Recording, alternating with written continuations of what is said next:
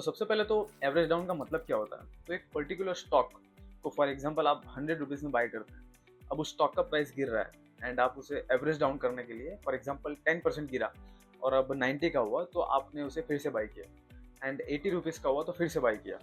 तो इस तरह से आपकी जो एवरेज बाइंग प्राइस है वो कम होती जा रही है। ये हो गया सिंपल एवरेज डाउन कि जहाँ आप अपने स्टॉक की बाइंग प्राइस को कंटिन्यूअसली कम करते रहते हैं। अब इसमें लोगों ने पैसा बनाया भी है एंड गंवाया भी है, दोनों चीज़ें। एंड स्टॉक मार्केट में गारंटी किसी भी चीज़ की नहीं होती। अगेन हमारे जो हाथ में है वो ये है कि सही प्रोसेस को फॉलो करना जो थोड़ा प्रूवन हो। अब एक थंब रूल, एक वाइस रूल क्या कहता है कि focus on value not on price, क्योंकि ultimately stock price end of the day, end of the story company के फंडामेंटल्स के हिसाब से ही चलेगा। तो एवरेज डाउन को एकदम सिंपल एंड शॉर्ट इसी कंसेप्ट से कनेक्ट करके रखना चाहिए।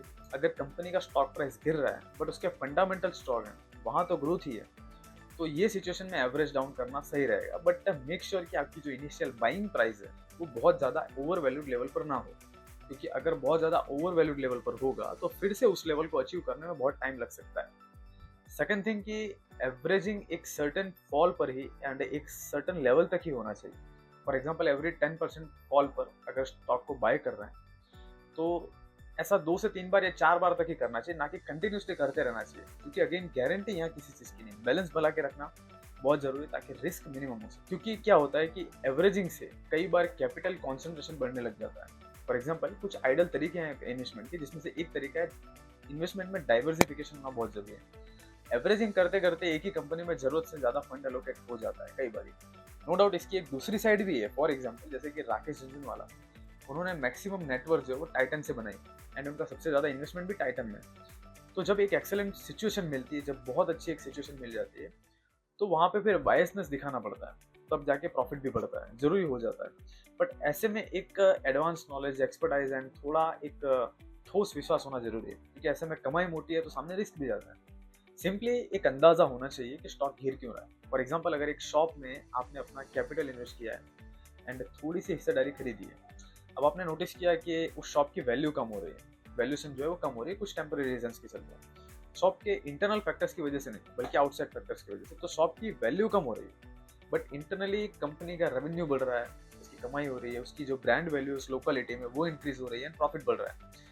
उस शॉप को हैंडल करने वाले लंबे समय से वहाँ टिके हुए हैं, उन्हें एक डीप एक्सपर्टाइज हो चुकी है। तो अब आप इस शॉप में जब वैल्यूएशन 10-15% से अगर 10-15% से अगर गिर रही है तो आप इसमें हिस्सेदारी और बढ़ा सकते हैं। ये एक सही डिसीजन माना जा सकता है। बट अगर शॉप का धंधा ही कम हो रहा है, डिमांड ही नहीं है, तो ऐसी शॉप में वैल्यूएशन कम होने के बाद हमें इसमें पैसा लगाना नहीं चाहिए, क्योंकि जहाँ बिजनेस ही लूज हो रहा है वहाँ पे इन्वेस्टमेंट बढ़ा के क्या फायदा।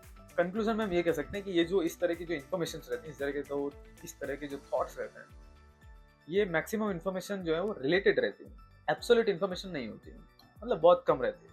हर इन्फॉर्मेशन एक डॉट की तरह, इस तरह के बहुत सारे डॉट्स एक्वायर करते रहने चाहिए कंटिन्यूसली, एंड फिर जब जैसी सिचुएशन क्रिएट हो उस सिचुएशन के हिसाब से जो रिलेवेंट डॉट्स हैं उनको करेक्ट करके एक डिसीजन तक पहुंचा जाता है। सो बहुत इंपॉर्टेंट है, keep learning. And finally mentally एक क्लैरिटी होनी चाहिए कि एक सही प्रोसेस को फॉलो किया जाए, बैलेंस रखना है, बट बैक ऑफ माइंड एक प्रिपरेशन भी होनी चाहिए कि गारंटी यहाँ किसी चीज़ की। तो फाइनली अगर इस तरह के थॉट्स अगर आपको जेन्युइन लगा हो, कनेक्ट कर पा रहे हो, तो प्लीज़ इसे लाइक कीजिएगा एंड चैनल को भी सब्सक्राइब कीजिएगा।